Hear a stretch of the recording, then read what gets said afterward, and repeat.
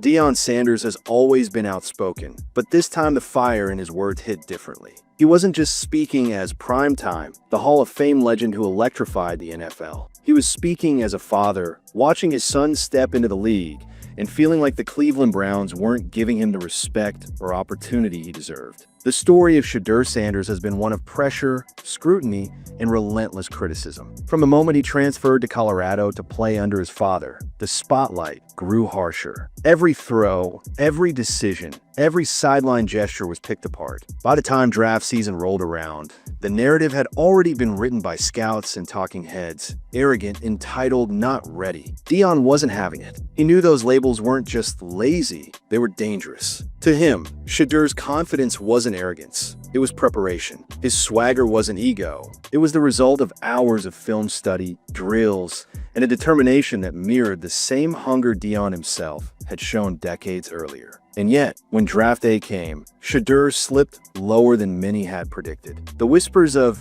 maybe he isn't cut out for the league, got louder, even though anyone who'd followed his college career knew better. Cleveland ended up pulling the trigger. On paper, it seemed like a chance, a rookie quarterback heading into a franchise in search of consistency. But almost immediately, the cracks began to show. Training camp reports painted a frustrating picture. While other rookies were getting solid reps, Shedeur was barely touching the ball. Some days he'd get 3 snaps, maybe 4. Other days, he was left standing on the sideline, helmet in hand, watching from a distance. The moment that broke through the noise came when Deion revealed that Shedeur had actually asked him not to come practice. Imagine that, a son telling his father, who happens to be one of the most iconic players in football history, to stay away. Why? Because it was too hard for him to watch. Too hard for him to see his dad sitting in the stands while he barely got the chance to show what he could do. That revelation struck a chord with fans. Some sympathized with Shedeur, calling the Browns' approach unfair. Others argued that rookies have to earn everything, that no one is handed reps. But for Deion, the issue wasn't entitlement, it was evaluation. How could Cleveland decide what Shedeur could or couldn't do if they never gave him the platform to prove himself? The debate spilled into the media. Former players chimed in, with some backing Deion's point and others accusing him of helicopter parenting. But no one could deny the weight of his words. This wasn't a casual observation. This was a father pulling back the curtain, suggesting that one of the league's most scrutinized young quarterbacks was being mishandled from day one. And behind the cameras, Shedeur himself stayed quiet. No complaints, no public frustration, just work. That silence only made Deion's voice louder. When Deion Sanders finally addressed the situation head-on, it wasn't vague, it wasn't sugar-coated. He spoke with the same conviction that defined his playing career, and every sentence cut like a blade. To him, the Browns weren't simply easing his son into the league, they were wasting his time. The turning point came after Shedeur's preseason debut. To casual fans, it looked like a typical rookie outing. Some bright flashes, some missed reads, the kind of game you expect from a young quarterback adjusting to the NFL speed. But Deion revealed what the cameras didn't catch, that Shedeur called him afterward, apologizing for not living up to his own standards. Think about that. A rookie quarterback, in his very first taste of pro football, already feeling like he had something to apologize for. Deion connected that moment directly to how Cleveland was handling him. He argued that Shedeur wasn't just being judged on his play, he was being judged on every breath he took. Every throw was magnified, every mistake dissected, because the staff had failed to give him the steady reps that build rhythm and confidence. In Deion's eyes, the Browns weren't just making him fight uphill, they were adding bricks to the backpack. He wasn't the only one noticing. ESPN analyst Ryan Clark, a respected former safety, publicly defended Shedeur, saying he was being treated like an afterthought instead of a legitimate quarterback prospect. Critics pounced on Clark, accusing him of favoritism. But Deion wasn't about to let that slide. He doubled down, praising Clark for speaking facts and making it clear he believed the Browns staff was blind to the talent right in front of them. Then came the most biting critique. Deion called out the narrative that labeled Shedeur arrogant before the draft. He said he knew exactly where that talk came from: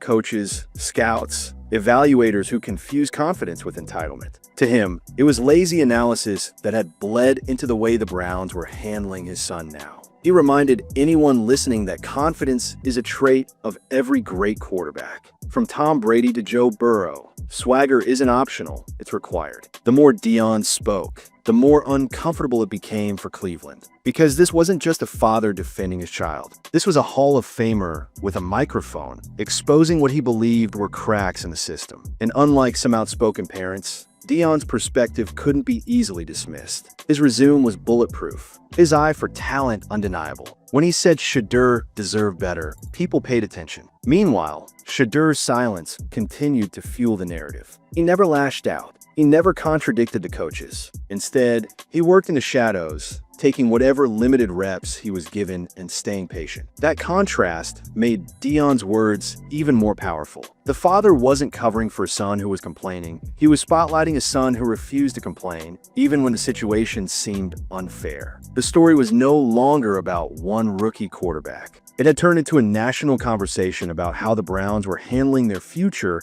and whether they were ignoring a talent who could change the trajectory of the franchise. The backlash hit quickly, and it wasn't just from fans scrolling Twitter or posting YouTube rants. The media machine pounced. National talk shows picked up Deion's comments and ran with them like they were breaking news. Skip Bayless framed it as a father protecting his son, while Shannon Sharpe fired back that it was a Hall of Famer exposing incompetence in Cleveland. ESPN panels replayed the clip of Deion speaking with that trademark fire, breaking down every word as if it were game tape. The Browns suddenly found themselves under a microscope. Every move Stefanski and his staff made regarding the quarterback position was dissected with suspicion. If Shedeur got a few practice reps, people said it wasn't enough. If he didn't play in a preseason drive, fans screamed it was intentional sabotage. The staff couldn't win because the narrative had already shifted thanks to Deion's candor. Inside the locker room, the atmosphere grew tense. Players may not always speak publicly, but they hear everything. They saw the highlights, they read the quotes, and they whispered among themselves. For many veterans,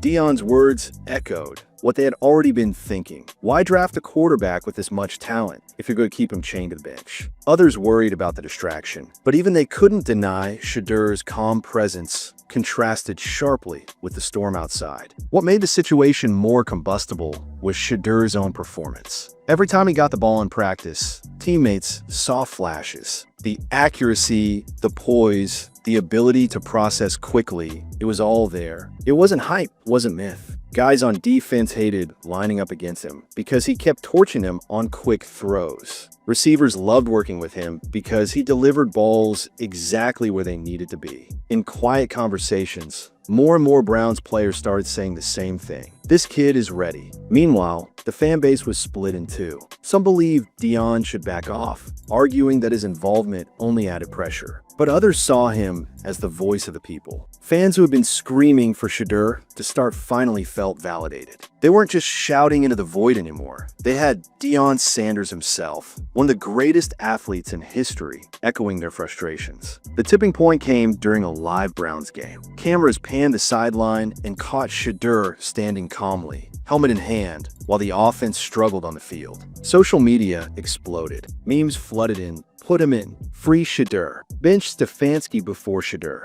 The chants weren't just online. They started trickling into the stadium. Fans in Cleveland could be heard yelling his name from the stands. For a coaching staff trying to maintain control, this was a nightmare scenario. They weren't just managing a quarterback depth chart. They were trying to keep an entire fan base, a locker room, and now the media from forcing their hand. And the more Deion spoke, the more difficult it became to hold the line. This wasn't just a quarterback controversy anymore. It was a power struggle, and everyone knew it. The boiling point finally arrived. The Browns could no longer escape the shadow of Deion Sanders' voice echoing through every sports network, every headline, every fan conversation. And the pressure wasn't just external anymore. It had seeped deep into the walls of the organization. Ownership wanted answers. Local media kept hammering the same questions. And inside the locker room, the quiet loyalty that coaches count on began to fracture. Some veterans defended Stefanski, insisting that stability mattered more than hype. But others? They were done waiting. They saw Shedeur as the spark Cleveland desperately needed and started making it clear in subtle nods, in cryptic social posts, in offhand remarks to reporters. Deion, meanwhile, refused to back down. In one interview, he doubled down on his stance, saying, If you're afraid of letting your best player shine, you shouldn't be coaching. Period. That line cut through the noise like a blade. It wasn't just a father speaking anymore. It was a Hall of Famer putting the Browns staff on trial in front of the entire league. The Browns' hesitation only fueled the fire. Every Sunday Shedeur sat, the criticism grew louder. Talk shows opened with countdown clocks. How long before Shedeur starts? Podcasts devoted entire episodes to the controversy. Even rival teams were watching closely, curious how long Cleveland could withstand the storm. And Shedeur? He never flinched. No outbursts, no theatrics. He stayed calm, working through practice, delivering when given reps, and letting the circus swirl around him. That restraint only added to the mystique. Fans saw a young quarterback with the poise of a veteran, and it made them want him even more. By the time the Browns hit mid-season, the situation was untenable. Their offense sputtered, the crowd grew restless, and every camera in the stadium seemed more focused on Shedeur standing silently on the sideline than on the game itself. Stefanski's post-game cliches, "We're evaluating all positions. We like our guys. We're focused on next week," rang hollow. Nobody believed them anymore. Then came the night when the stadium broke. As the Browns' offense stalled for a third straight drive, chants of Shedeur, Shedeur, rolled down from the stands like thunder. It wasn't just a pocket of fans. It was the whole building. For a moment, the cameras caught Stefanski's face, stiff and pale, as the chants grew louder. It was the moment everyone knew the dam had finally cracked. Whether the Browns wanted it or not, the decision was out of their hands. Deion's words had planted the seed. The fans had watered it, and now the movement had grown too big to ignore. The Browns weren't just making a choice about who would play quarterback. They were making a choice about whether they would cling to the old way of doing things or finally embrace the future staring them in the face. And when history looks back on this saga, it won't just remember Shedeur's calm or the Browns' stubbornness. It will remember Deion Sanders, the father, the legend, standing tall and calling out a franchise for holding back a star who was ready to rise. Because in the end, Deion wasn't just defending his son. He was challenging the entire NFL to stop playing scared. And that challenge still echoes today.